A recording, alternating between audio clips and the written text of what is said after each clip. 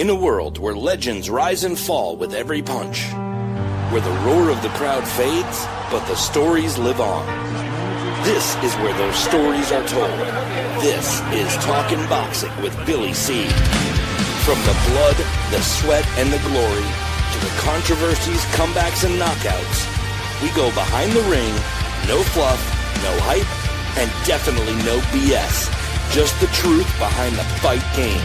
And we've been doing it for over 2 decades. A podcast pioneer, now a Hall of Famer. Great. What's that ego gonna be like? And next, the comeback kid. Wait, isn't he like 90 or something? Shut up, he'll hear you. The reigning, defending, undisputed, heavyweight champion of boxing broadcasting. It's Talkin' Boxing with Billy C. And it's on now.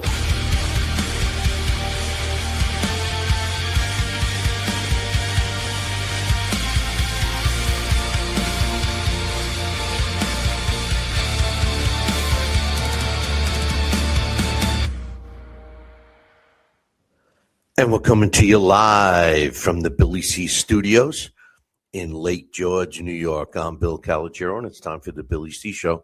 Good morning, good day, good evening, whenever you're watching, whenever you're listening. I hope you're doing okay today. Today's show is being brought to us in part by my book, Tom Molyneux, From Bondage to Baddest Man on the Planet, is available right now where all good books are sold. That's right. I'm still hawking the book for anybody that's still watching the show for a long time, you know. But get yourself a copy. Maybe if I sell another couple of thousand, I'll stop bugging you, you know. Just go to Amazon.com. Tom Molyneux, From Bondage to Baddest Man on the Planet. And today's show is also being brought to us in part by the new Billy C Roundtable series. It's going to be starting next week. Right here on the 15th, July 15th, Wednesday, July 15th. Starts at 5 p.m. Eastern and goes to whenever. Busy show today. I'm going to get you caught up on all the latest boxing news and rumors. You guys all heard of former world champion Robert the Ghost Guerrero, right? Well, scheduled to join us a little bit later is his undefeated hot prospect nephew, Victor Guerrero. Look forward to chatting with him. I have an interesting email we'll be talking about and much more. But first, let's talk about the fights that took place over the weekend. It was an interesting fight, the Abdullah Mason championship fight. I don't know if you saw it, but it was an interesting fight because Albert Bell was kind of winning the fight. He did a lot better than I predicted he would. But towards the last couple of rounds, Mason took over. I don't know what he was waiting for. It seemed like he had an adrenaline rush or something because his energy level was at an all-time high, and he was fighting aggressively. You know, it's just something I don't understand with a lot of fighters. Why they wait to be aggressive in the ring. I mean, there's only 12 in a championship fight. There's only 12 rounds. The truth of the matter is even if you're fighting a 4-round fight, there's only 4 rounds. There's only 6 rounds in a 6-round fight. You get it, right? So the point is what are you waiting for? You have to assume your opponent is in good physical condition. So it's not like you're waiting for him to tire. The fight was stopped. It was a stoppage, and it was kind of there's been some controversy. 45 seconds of the final round. Was Bell in trouble? Yeah, he was. Is the referee really to blame for stopping a fight? Not when you're supposed to, as a referee, you're taught, stop the fight too soon versus stopping the fight too late. The argument here, Mark Nelson, I've seen Mark Nelson referee many fights, and I've seen him, and I'll be honest, I've seen him referee do a great job refereeing it, and I've seen him stink up the ring as a referee. But the truth of the matter is he's consistently good. Do I fault him like a lot of other people are? Because the thought process here was Albert Bell was putting on a great performance. Some say he was winning the fight or very close. A knockdown would have probably swayed the scorecards for Mason Abdullah Mason's way anyway. He was, pouring on putting his foot to the floor of the gas pedal towards the second half of the fight. But I think the main argument was, hey, why not let Bell try to finish the fight on his feet? He said, let me go out on my shield. But let's be real. We hear and fighters complain after their fight, or their loved ones complain about their condition years after they retire. And stoppages like this by Mark Nelson hopefully will prevent some injuries coming on down the road. I can't argue with the stoppage. I know it came at a rough time, but I can't argue with it. It clearly looked, in my opinion, that Abdullah Mason had taken over this fight. Give a shout out to my man, the What's Next kid. He's in Travis is in the house. John, my girl, Dahlia Duran is in the house in the chat room too. So give a shout out to everyone there. The other fight was Bruce Shushu Carrington. He successfully defended a title when he beat previously unbeaten Rene Palacios in their fight. It went the distance, 118, 110, 117, 111, 116, 112, all in favor of Carrington, who improves to 18-0 with 10 knockouts. Palacios drops the first fight in his career. He's now 19-1 with a draw and 10 knockouts. Some news that we'll talk about here. It was ordered by the WBA that Rolly Romero is being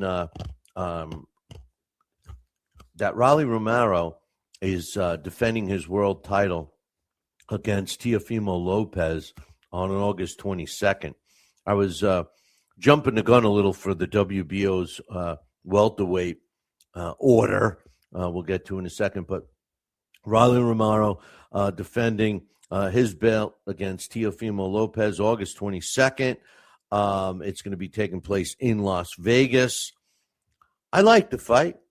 A lot of people underestimate Rolly Romero, but Teofimo Lopez needs to put on a good performance, and Romero needs to show that he can beat a top-notch guy like Teofimo Lopez. I'm expecting a really good fight. I'm looking forward to this one, August 22nd. The other one, the WBO has ordered that Devin Haney and Keyshawn Davis fight. If you recall, Haney is the belt holder. He won that last November against Brian Norman Jr. So all I could say is, who am I rooting for?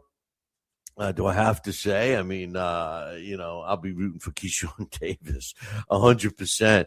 100%. I'll be rooting for Keyshawn in that one. Devin Haney is, in my opinion, the most boring fighter out there. Listen, you can make an argument about his skill set and all of that. But boxing, listen, no matter how you slice it, boxing is entertainment. Travis, the What Next kid, says Keyshawn Davis by a knockout is his prediction. You got to give Haney credit. He can move around the ring. I mean, my man Ryan definitely battered him around, but we'll see. And the coach is back. And where you been, Coach? I haven't seen you. I haven't seen you in the chat room. Okay, you knew I wasn't going to do a show without talking about Zuffa, right? Well, do I have to keep telling you about the same thing over and over about, why I think that they're going to take over boxing. Well, they added another entertaining fighter to their into their group, into their what do you want to say, stable of fighters. Jason Maloney, a Brit, he's a good fighter. So another young fighter joining up with Zuffa. Today's title of the show, one of my main things I wanted to talk about, is Floyd Mayweather. Floyd Mayweather is, we all know about his financial stuff, right? And, I could care less about Floyd Mayweather, even when he was, the top guy in boxing. But, he claims he's still the face of boxing. My opinion about that statement from Floyd is, I guess, in addition to being broke, he's also delusional, because he's definitely not the face of boxing. I mean, right now, his face may be in the boxing's eye, and that's only because of all his financial problems, and all his fights are being canceled because of the lawsuits and because of whatever other reasons. So he's trying to pay off all of this debt, including the IRS. But let's be real. The face of boxing. It got me thinking, who's the face of boxing? Floyd Mayweather Jr. is definitely not the face of boxing. Is there a face to boxing? I mean, I'd like to say Terrence Crawford, even though he's retired, and I do believe he's going to stay retired. But a lot of people still talk about Terrence Crawford, and he's talking a lot, given his thoughts. People are asking his opinions on fighters and outcomes of fights. Canelo, you have to still talk about Canelo. I know he hasn't fought in a while, but, Usyk, Shakur Stevenson. How about David Benavidez? Inoue. You could make an argument that Bam Rodriguez, my man, the what next kid is, Travis is saying that Boots Ennis. I don't know, man. I don't know if he's the face of boxing. I know you like him, but and he definitely looked good in his last fight. But there's not many other. Yeah, I tell you, if he's going for other champions or top contenders, real top contenders in the junior middleweight division, we'll see. We'll see how he pans out. But when you think about the face of boxing, is it really a boxer? I mean. You could say Turki Al-Ashi could be considered the face of boxing today. Dana White, maybe, I mean, how about a network? How about DAZN? Could you say DAZN is the face of boxing? It just got me thinking, what is the face of boxing? To me, there's no one face to boxing. Yes, you have your popular fighters, the fighters that, have the biggest fan bases or, the most followers in today's world. But, collectively, I think that if boxing took the route that I hope it does, where, challenging fights, the tough fights, the best fighters fight each other, and not pound on their chest and tell us all how great they are through social media, but actually proving it in the ring. And this is one of the reasons why I feel DAZN is going to do so well. But combined, if these fights were always good, consistently good, wouldn't the sport of boxing itself be its own face? Because if boxing itself, good quality fights, could be the face of boxing, if that happened, if that could happen, then you may see boxing, professional boxing, back in mainstream sports media. It's something that we all see because we're boxing fans. My man Cello is in the house. Glad to see him. And congrats to him. He's racking up the Hall of Fame rings. Rochester Hall of Fame this year. Atlantic City coming up, I just saw. Congratulations to my man Cello. But Floyd, being as delusional as he is, still claiming that he's relevant in boxing. And I don't know who is constantly putting social media posts about him being, pound for pound, the best ever, the GOAT, all these crazy things. I just, it's funny to me,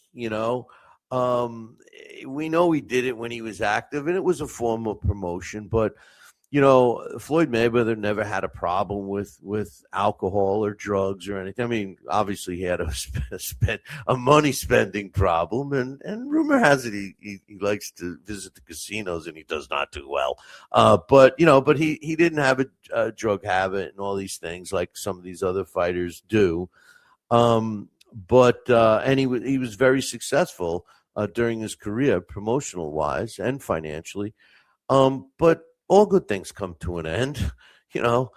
Fighters, their youth goes away, and they need to change their style of living when that revenue stream stops. And it's not just boxers; a lot of athletes do it. And by doing so, you kind of get out of the limelight. Maybe in other sports like football or baseball, the superstars go to announcing or what have you, so maybe fans still get to see them. But boxing, it's usually not that. They go do whatever they set out to do. Look at my man Cello. He's a very successful businessman in the real estate business. After his boxing career, and there's so many others. Larry Holmes comes to mind as being one of the most successful business guys from boxing, but you don't see his picture everywhere. With Floyd Mayweather, this guy, the other thing he can't do, he can't stop spending money, he can't stay out of the casinos, and he can't stand the fact that he's not the topic of conversation anymore. He just can't stand it. So he's trying to say that he's still the face. Nah, he's not. To me, there's many faces, but he's definitely not. He's definitely not.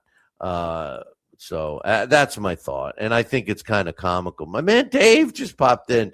He says he's a punk, fought everybody out of their prime. I'll dance with him right now. Oh, Dave must have a couple of beers in him. But the funny thing is that. I had this exact conversation with somebody on social media the other day. And, the truth of the matter is that, look, we can only be, and this is the truth, and people have heard me talk about, I never was a Mayweather fan. As a matter of fact, I was criticized for not being a Mayweather fan, but the truth of the matter is let's give credit what credit's due. As a fighter, during his era, he fought and was very successful and was at the top of the game. You could make you could make a very successful argument that he was the best fighter of his era. Do I think so? No, I lean more towards Manny Pacquiao, and I agree with my man Dave in the chat room that Floyd calculated his fights, and that's one of the hangups I have against Floyd. I personally don't think that we ever got to see the best Floyd Mayweather Jr. Because of his cautiousness. The thing that bothers me even more is that the fan base, his fan base, is so loyal to him that they don't see that they're the ones that are getting screwed the most from him.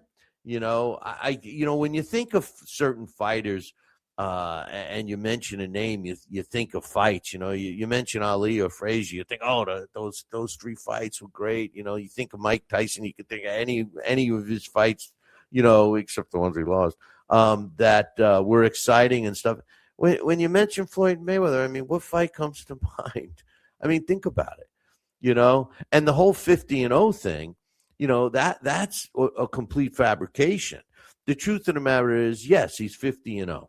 He's 50-0. But a lot of fighters got to 50-0. Harry Greb was 52-0 in like less than 2 years. Floyd was 50-0 in 20 years of boxing. So and it only meant something for the heavyweights because there's a heavyweight has never reached 50-0. That's the whole thing. A heavyweight has never reached 50-0. It has nothing to do with retiring at 50-0. But once again, Floyd was able to market that and make his sheep that follow him around believe that was so good. Listen, I was going to talk about this a little bit later because you know what? I'm going to bring it up now because it's a good segue. It really is. I got a really good email from my man Chase. And he says to me, hey, Billy C., do you consider Lennox Lewis to be the last of the great heavyweights? I love the question. I love the question. And I'll say this, there's no doubt that Lennox Lewis is a great fighter and was an all-time great. And, you got to put him in the conversation when you talk about great heavyweights, especially all-time greats.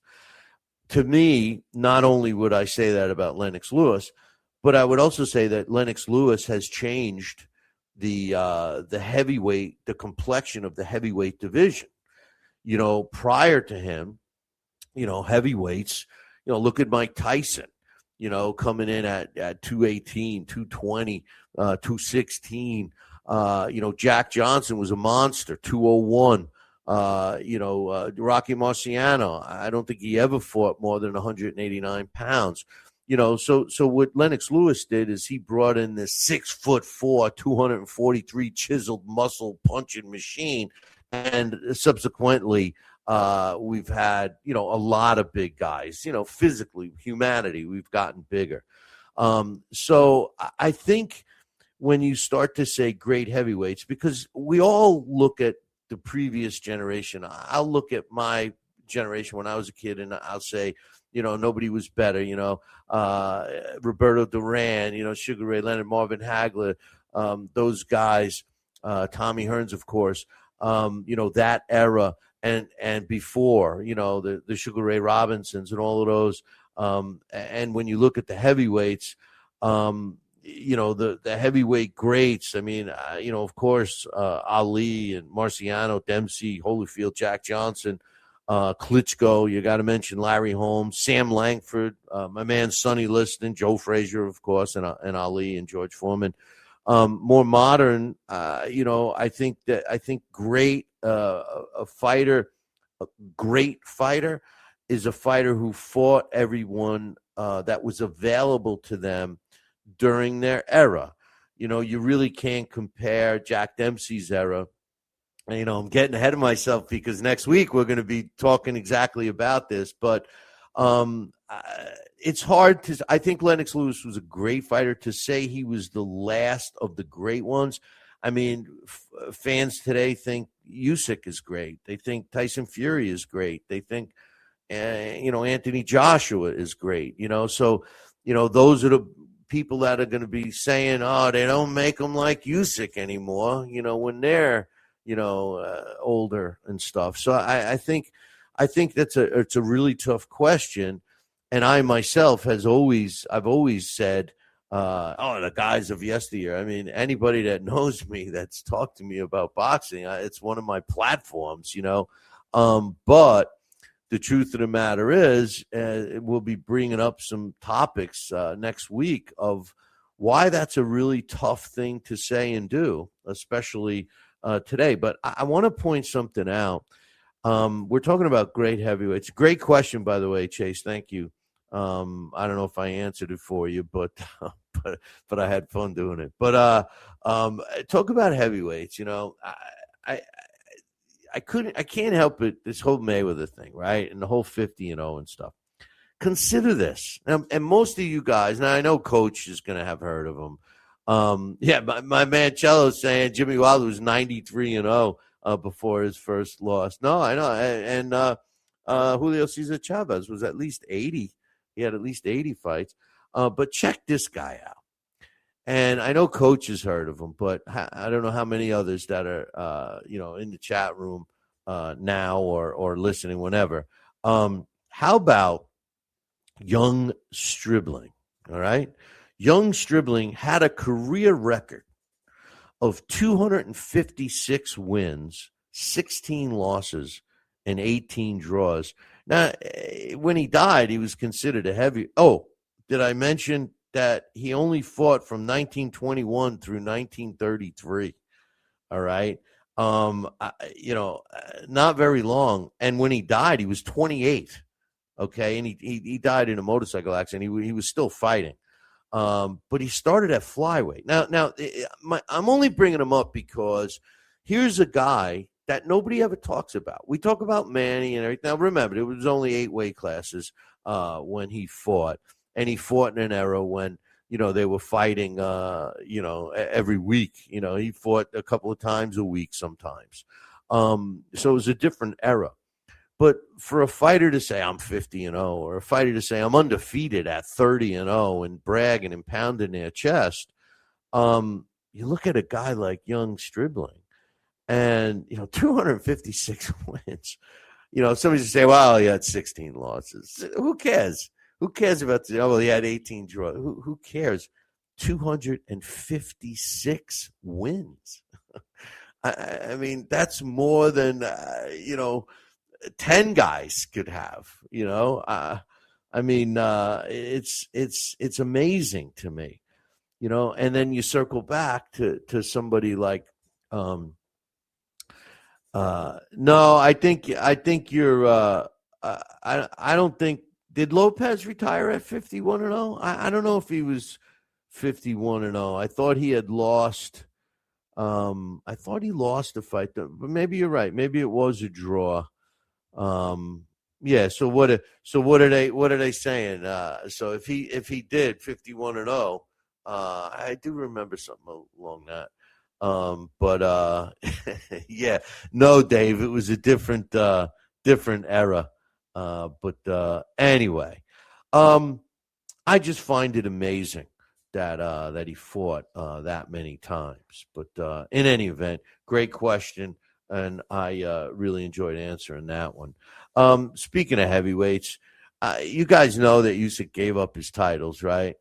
So we know that the WBO champion is Daniel Dubois, right? Because he beat Fabio Wardley, who was the champion.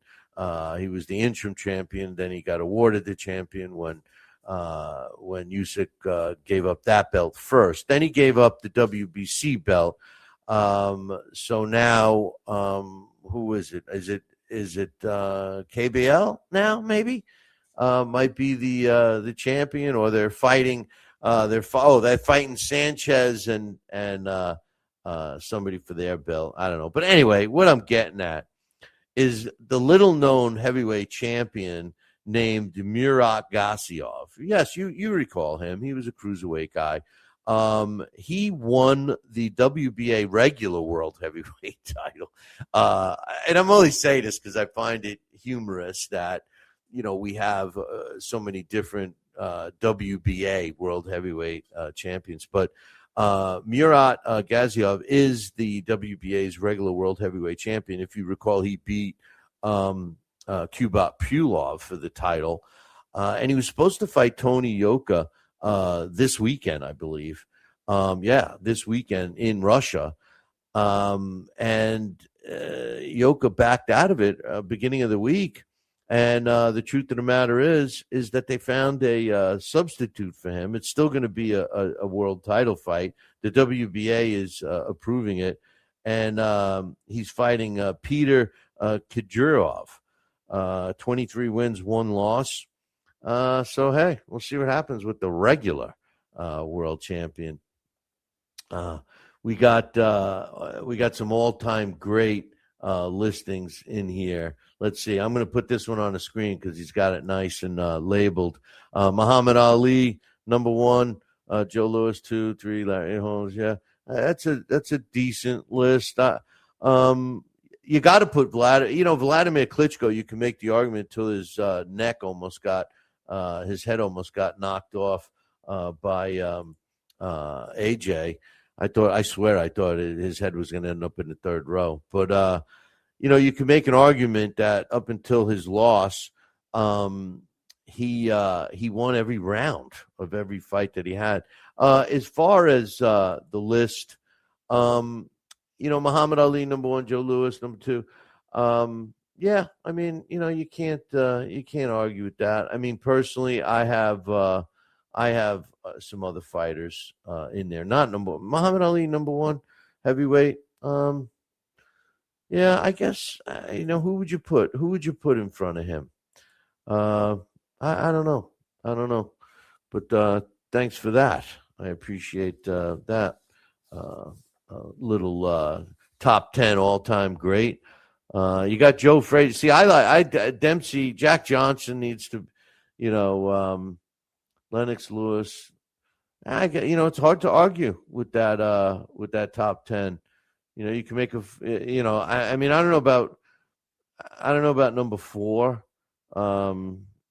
Larry Holmes is there, but is he number 3?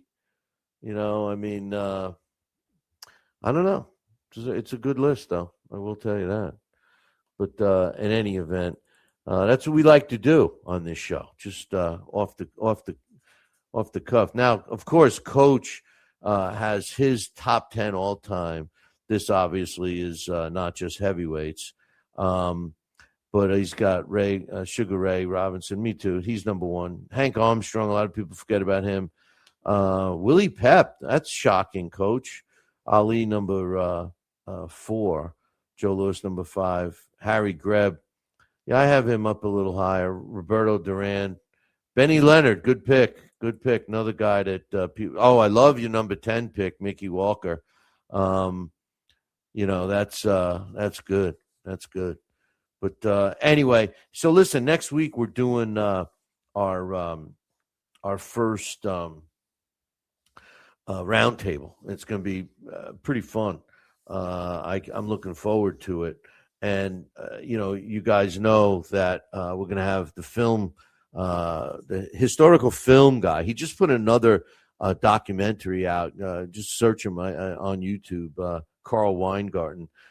Check it out. He's going to be one of the guests, as well as historian Mike Silver, author and historian Mark Allen Baker, and Jack Hirsch. So we'll be talking about that. You're not going to want to miss that one. That's for sure.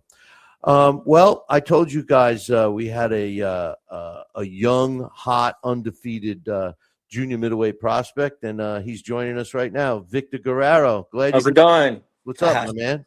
How's it going? I appreciate you having me on the podcast. Appreciate it. No problem. Hey, if you can crank up your volume a little bit, of that course. would be good. I'm going to ask you the question you probably get asked all the time, but when did you start boxing? I couldn't find an amateur career.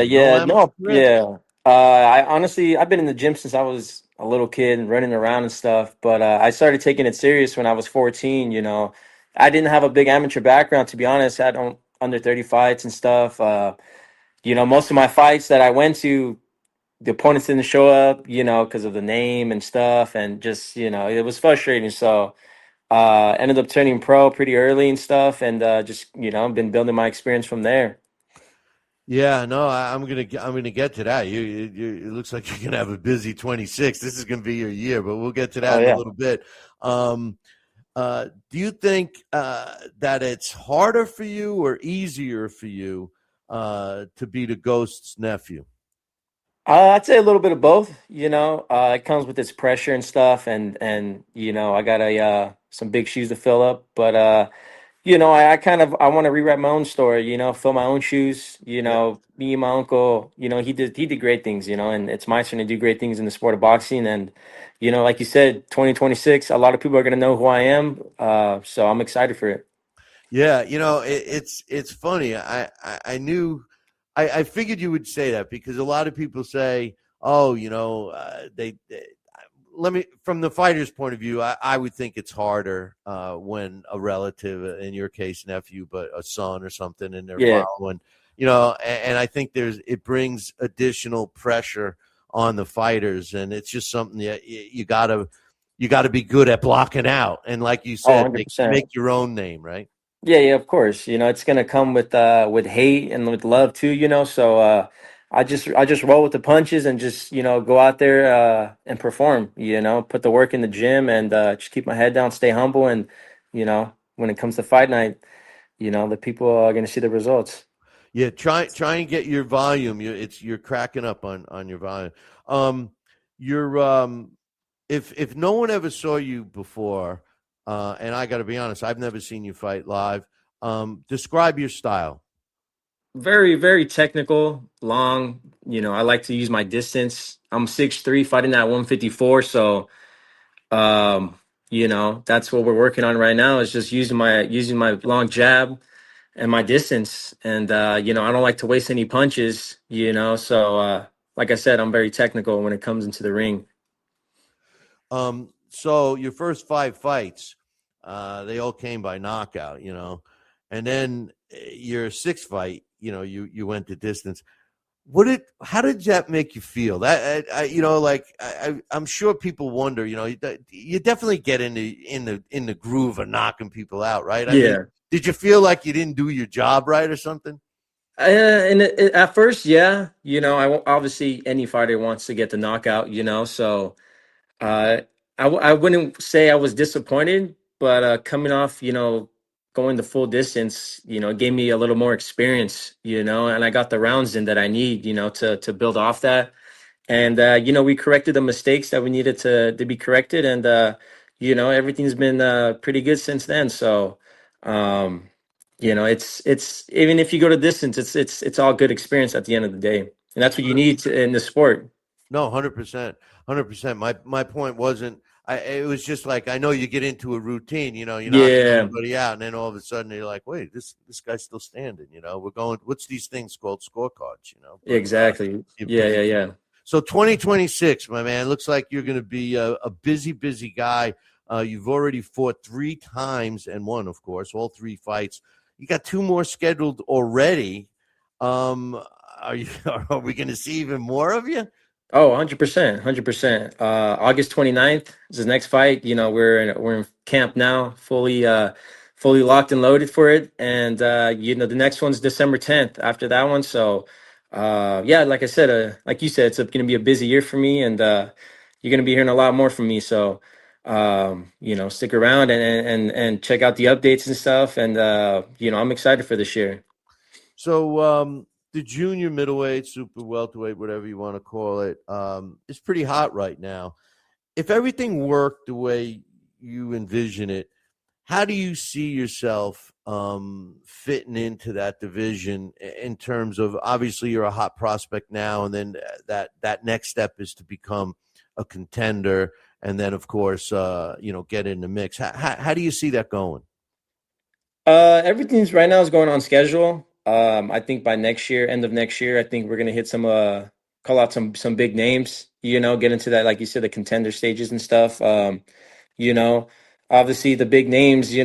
Boots, Xander Zayas, the Fondoras, the Virgil Ortizes. Those top guys. Obviously, down the road, future matchups. And I'm keeping my eye very close to those fights and stuff. And I'm excited. I think I can give Fundora some problems, at being close to his height. I'm 6'3", he's, I don't know, but 6'6" or something, 6'5". So, um, like I said, we'll see, and then everything right now is going to plan. And we got a busy year this year. The one thing you mentioned Fendora, what I see with him, and maybe it's something that can help you with your game. Obviously you see it too, but he's in the last several fights, he's really learned to use his height and reach to his advantage, and it makes it very tough on the other fighters. Is that something that you work on, or is that part of your game? I mean, it's got to be something. What you got to be able to maximize learning the Yeah. distance, right? Oh, of course. Yeah, yeah, of course. We try to work inside and outside. We don't want to be a one-dimensional fighter. Because that's how you get picked off by the top guys in the division. So, if it needs to be a brawl, I can brawl. If it needs to go, I can find the outside. I can find on the outside too. So, I'm very confident in my abilities. My reach, my footwork. my hand speed and power. So, within the next year, like I said, next year, I think we're gonna, a lot of people are gonna see what I'm capable of. Um, I'm going to ask you a question, and I don't know if you'd want to answer it or not, but I'm just curious. Young fighter on his way up, like yourself. What's your thoughts on Zuffa boxing? I mean, they're doing their thing right now. They signed a lot of talent. It shows that they have money to throw around, but there's still an upcoming promotion. I'm not too fond of it, really. The whole system and being so blank and having can't customize your trunks and stuff. And I'm a old school fighter. I like to be a little flashy when it comes to being in the ring. So look good, feel good, fight good. So um, I'm not really too opposed to it. I mean, I do watch the fights here and there, but I know they're still coming up, and there's still a new promotion. So that's where I Yeah. stand. I got a question for you from somebody in the chat room, my man Coach. I just put it up on the screen. Any sparring with Guerrero Jr.? My little cousin. Yeah, yeah. No, no, he fights a little lighter than me. We haven't gotten the chance to spar with my little cousin, but no, big shout out to my little cousin Robert Jr. He's doing his thing, so he should be having a fight pretty soon. So just keep a lookout for that. We got another question I'll ask you from somebody in the chat room. This is Love It. She's saying it's a novice question. How much training is watching opponents' film? Very often, I leave that up to my coach, Coach Sid. We've been working together for about, I'd say, going on 8 months. And he's been great. He's transitioning me to fully use my abilities. My distance and stuff, snapping my jab more. And no, he usually the one that dissects the opponent, and we go in training with the game plan. So come fight night, the results are gonna show. Well, listen, Vic, I appreciate you coming on, and I'm going to be keeping an eye on you. And I'll tell you, like I say to a lot of young fighters, I just lost you. Uh, Oh, there you are. Sorry. I figured you were Yeah, like, yeah, yeah. all No, right, my bad. goodbye. Whoa, hey, slow it down. No, but like I say to a lot of young fighters when they come on in the beginning of their career, when after you become famous and you're a world champion, don't forget little guys like us. You gotta Oh, you of gotta come course. back Yeah, on. yeah, You know yeah. what I mean? Oh, most definitely. I definitely, after the fights, I like to be back, and we can keep this conversation going. Sounds good, my man. Good luck in your next fight in August, and keep us posted. Right on. Appreciate you guys. Thank All right, you. take care. That's Victor Guerrero. Yeah, he sounds like he's a good kid. There's a lot of these young fighters we've had on the show recently over the last couple of years have been, they've been a breath of fresh air, and Vic is no different. So good luck to him. Seven, it looks like he's going to be fighting. He fought he's fought 6 times. Still looking to fight this year, which is good. Harry's asking, has he won any major amateur titles? No, Harry, he didn't. He didn't really fight that much in the amateurs, but in any event, and yeah, I'm going to keep an eye on him. Coach was mentioning, his record, but that's why I asked him about. Truthfully, that's why I asked him about his amateur career, because I looked at his opponents and stuff, and typically when you're building a fighter, especially a fighter that, and Coach will probably back me on this, I hope. The truth of the matter is, when you're building a fighter with no amateur experience, you got to be careful in the pro ranks, and I think they're moving them smart, to be honest with you. Joel is saying, any interest in the return of Conor McGregor? Nah, I mean, I think he's nothing personal. I think he's a very entertaining guy. I just don't watch that sport. He didn't, Coach. I don't know. He said that he did say something about that, but I don't think he fought in any. There's no record of it. So, but in any event, hey, listen, we won't be here next week, but there's a fight that's coming up that weekend after our next show. 100%, Harry. He's definitely a work in progress. Well, hey, listen, he's got the genes, right? I mean, the Ghost, Robert the Ghost Guerrero was a great fighter. There's a decent fight coming up. Diego Pacheco is taking on Emmanuel Alim in their super middleweight fight. And this is taking place on the 18th. So I won't be breaking this fight down next week because we're going to be doing our roundtable. So I wanted to break it down today. Joyce, he may, he's awfully slow. My man Johnny Gomez, what's up, brother? I'm glad he popped in. So listen, Diego Pacheco against Emmanuel Alim. Here's the deal. Let's look at Emmanuel Alim. The computer ranks him at number 78. He's got a very impressive record: 22 wins, 4 losses, and 3 of his draws. 14 of his wins coming by knockout. The computer ranks him at number 7. The WBC has him at number 13. The IBO computer, which I like the best, has him at number 66. Not rated anywhere else. WBO, IBF, not even the WBA, the Ring, or ESPN. It makes me wonder why a sanctioning body, any of them, if every computerized ranking system has them, below 50, and no other sanctioning body has them ranked, but one of them comes in at a top 15. It sounds like a title shot opportunity. But in any event, he's 32 years old, 5'9", 70-inch reach. He's fought some decent opposition, but when he's faced top opposition, he's either lost or had a draw. For an example, Lester Martinez, he did go 12 rounds with him, but he lost a unanimous decision. Wilfred Harris, and Lester Martinez is a top fighter in his division. That's why I mentioned him first.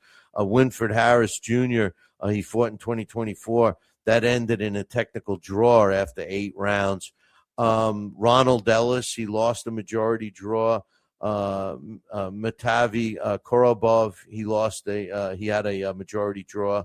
And Hugo Centeno Jr., he got stopped. I mean, so those are really the top names that he did okay against, but couldn't get out a win. Now, Diego Pacheco is the real deal at junior middleweight.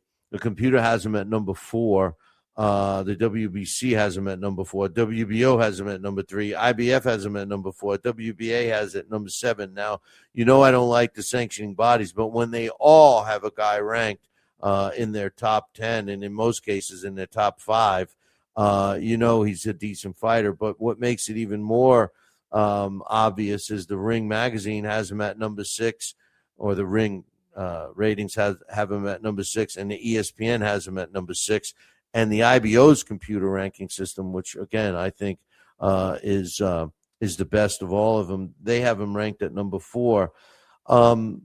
He's 7 years younger than Alim at 25. And check this out: he's 6'4". We were just talking to Victor Guerrero, who was 6'4" in the junior middleweight division.